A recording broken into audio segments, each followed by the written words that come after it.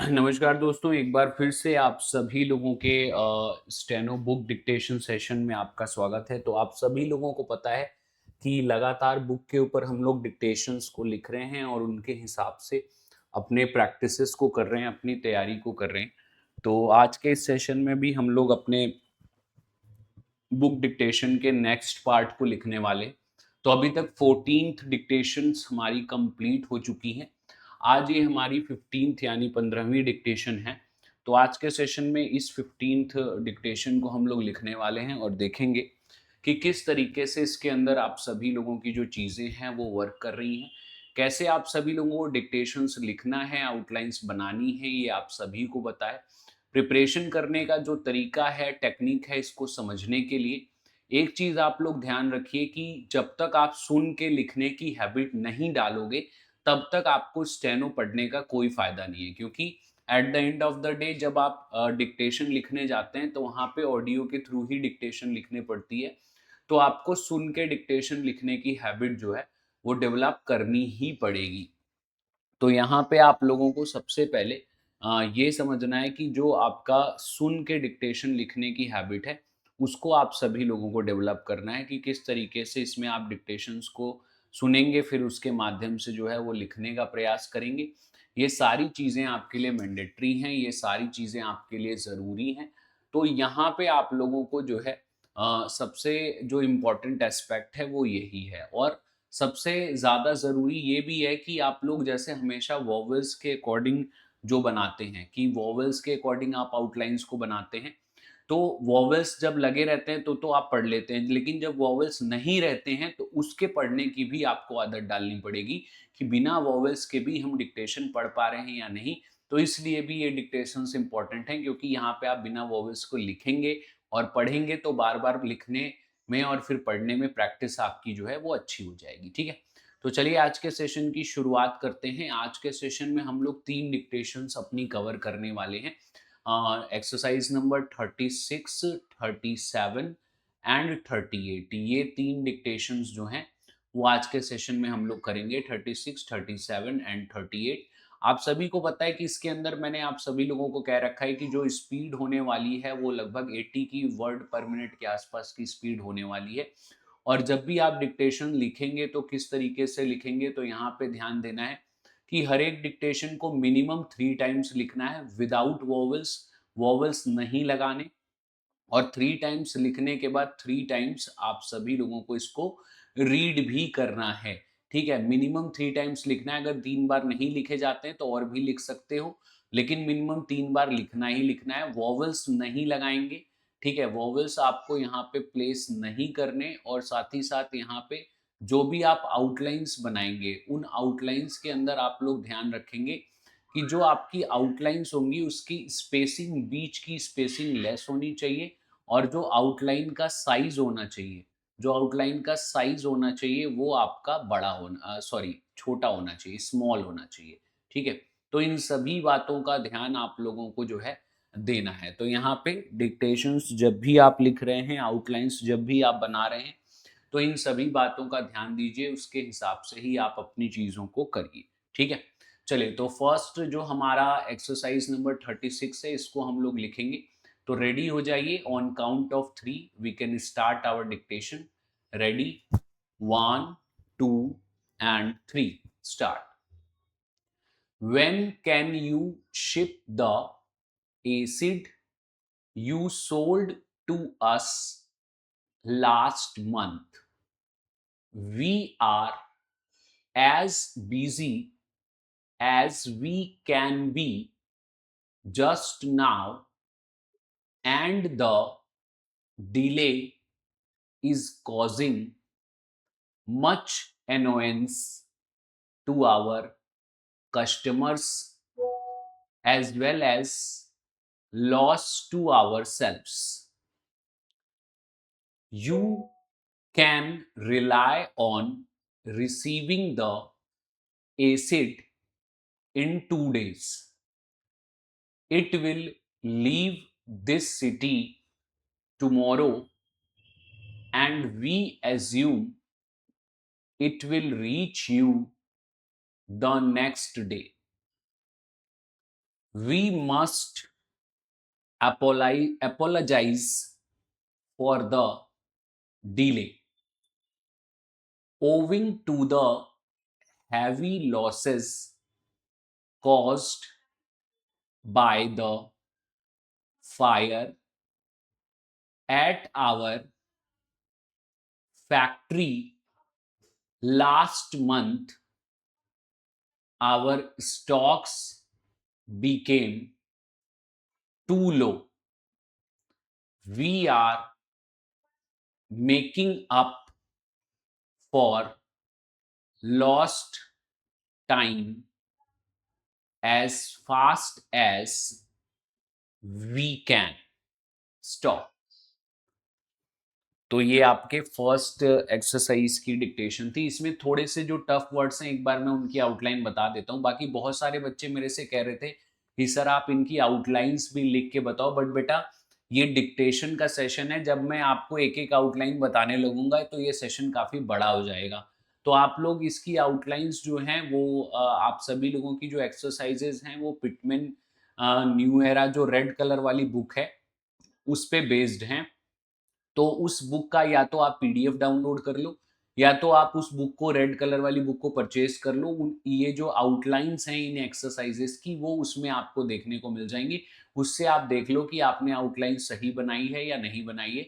बाकी डिक्टेशंस यहाँ से लिखोगे, प्रैक्टिस करोगे तो चीज़ें सही हो जाएंगी। बाकी एक दो जो आपकी टफ आउटलाइंस है वो मैं आपको बता देता हूँ। जैसे इसमें एनोयंस एक आउटलाइन आ रही है, ठीक है, एनोयंस। तो इसमें आप लोगों का एनोयंस किस तरीके से बनेगा, तो एनोयंस में एन और एन और फिर ओएंस, तो ये आपका एनोयंस बन जाएगा। फिर एक आपकी इसमें आउटलाइन एसिड की आ रही है, तो एस का स्ट्रोक एस और डी ये आपका एसिड बन जाता है, ठीक है। फिर इसमें एक आउटलाइन आपकी इसमें एसिड के बाद आ रही है कस्टमर्स, तो कस्टमर्स भी इजी है मेरे हिसाब से, तो कस्टमर्स बन ही जाएगा आपका।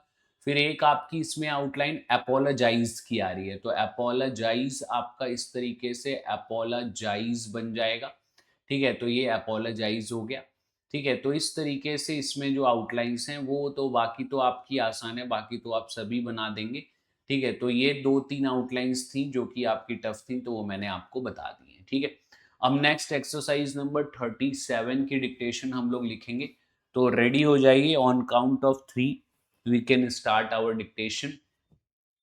तो 1 2 and 3 start.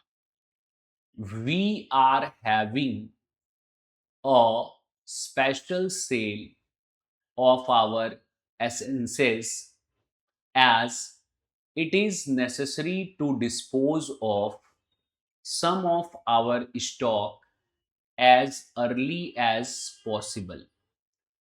How much shall we set aside for you, as we know just what you can use? We can, if you like, select a dozen cases and you can take them as soon as you are ready. Stop. ठीक है, तो ये थोड़ी सी आपकी short dictation है, तो इसमें ज़्यादातर बच्चे इसको लिख के पढ़ लेंगे क्योंकि आसान है। तो कम वर्ड्स रहते हैं तो पढ़ना आसान होता है, ठीक है। इसमें एक वर्ड आपका यहाँ पे मेरे को लगा था जो कि आपको दिक्कत आएगी, एसेंसेस, ठीक है। यहाँ पे एसेंसेस एक वर्ड जो है आया था, हाँ, ये वाला वर्ड एसेंसेस, इसको कैसे बनाएंगे। तो देखिए जब भी आपका पहले वॉवेल और फिर एस आता है तो हमेशा स्ट्रोक एस लगता है, ये ध्यान रखिएगा। तो एस का स्ट्रोक एन और सेस, ये आपका एसेंसेस हो जाएगा, ठीक है। हालांकि बना भी सकते हैं एज अर्ली एज पॉसिबल, ये तो आपका फ्रेज है, ये सभी को पता होगा अगर आप प्रैक्टिस कर रहे हैं तो। एज सून एज भी आपका फ्रेज है, ठीक है। हाउ मच भी आपका एक साथ है, फ्रेज है। एज इट इज नेसेसरी भी आपका एक फ्रेज है, एज इट इज और फिर नेसेसरी, ठीक है। तो ये आपका हो गया, ठीक है। डिस्पोज की भी आउटलाइन आसान है, आप लोग डिस्पोज भी आसानी से मुझे लगता है बना लोगे, ठीक है। तो ये हो गया। तो फर्स्ट टू एक्सरसाइज 36 एंड 37 होगी। अब हमारी जो आज की लास्ट एक्सरसाइज है 38, इसको हम लोग लिखेंगे। तो रेडी हो जाइए, on count of 3 we can start. तो ready, 1 2 and 3, start. We fear the cost of your steel fences is too high, although we have bought them each season for the past 6 years. We think we shall lose business because we have to charge too much for them. In this city, we must sell at low rates if we are to make a success of our business. Owing to this fact, we have to emphasize the necessity of reducing as much as possible the costs to our customers. Can you suggest something which will assist us? Stop. ठीक है, तो ये आपका next जो हमारा last dictation था वो भी मैंने आप लोगों को डिक्टेट कर दिया। तो देखिए, जब आप लोगों से कोई वर्ड छूट जाता ना, जैसे कई बार क्या होता है कि हम कोई आउटलाइन नहीं बनती है तो उसको ज़बरदस्ती बनाने के चक्कर में आगे की डिक्टेशन छोड़ देते हैं। तो ऐसा काम आप लोगों को नहीं करना है। अगर कोई आउटलाइन नहीं बनती है तो जस्ट लीव दैट आउटलाइन और आप आगे की डिक्टेशन को फॉलो करिए, क्योंकि अगर आप जो है एक ही आउटलाइन के पीछे लगे रहेंगे तो आपके बहुत सारे वर्ड गलत हो जाएंगे या नहीं बन पाएंगे। तो इसलिए जो नहीं बन रहा ऑन द मोमेंट उसको छोड़ दीजिए, प्रैक्टिस कर लीजिए, फिर दोबारा से बनाइए, दोबारा बन जाएगा। ठीक है, तो जबरदस्ती मत करिएगा और डिक्टेशन के साथ लिखने का प्रयास करिएगा। कई बार ऐसा ये होता है कि बच्चे डिक्टेशन आगे चल रही होती है, बच्चे पीछे के वर्ड्स लिख रहे होते हैं। ठीक है, तो ये चीज नहीं होनी चाहिए। अब इसमें 2-3 आउटलाइन जो है, जैसे एक आपका टू एम्फेसाइज द, ये आउटलाइन है। तो 2M और फिर F और इसमें बड़ा S, टू एम्फेसाइज और स्मॉल डैश लगा देंगे तो टू एम्फेसाइज द हो जाएगा। फिर एक आपका इसमें बिजनेस आउटलाइन है, ये तो आसानी है, BSNNS, ये बिजनेस हो जाएगा। नेक्स्ट आपका इसमें जैसे नेसेसिटी है तो N का स्ट्रोक, S बड़ा और T, ये आपका नेसेसिटी हो गया, ये भी आसान है। ठीक है, फिर एक आपका इसमें जैसे 6 ईयर्स है। ठीक है, पास्ट 6 ईयर्स, तो 6 तो आप लोग बना ही लोगे और ईयर्स की आपके पास शॉर्ट फॉर्म है 6 और ईयर्स हो गया। ठीक है, तो इस तरीके से हैं। तो अगर आपको कोई कंफ्यूजन है तो आप आराम से इन पे चीज़ों को देख सकते हैं, आउटलाइंस की प्रैक्टिस कर सकते हैं और इनको दोबारा से बना के फिर पढ़ सकते हैं। तो आपको इनको डिक्टेशंस को लिखना है और रीड करना है। जितना ज़्यादा आप राइटिंग और रीडिंग करेंगे उतना स्टेनो में आप बेहतर बनते जाएंगे। ठीक है, तो आज की ये 15th क्लास वाली जो डिक्टेशन थी वो यहीं पे कंप्लीट होती है। तो आप लोग एक बार डिक्टेशन को लिखिएगा, रीड करिएगा, और अगर इसके बाद भी कोई प्रॉब्लम आती है तो आप लोग कमेंट सेक्शन में कमेंट करके बता सकते हैं कि सर इस तरीके की दिक्कत है या सिचुएशन है।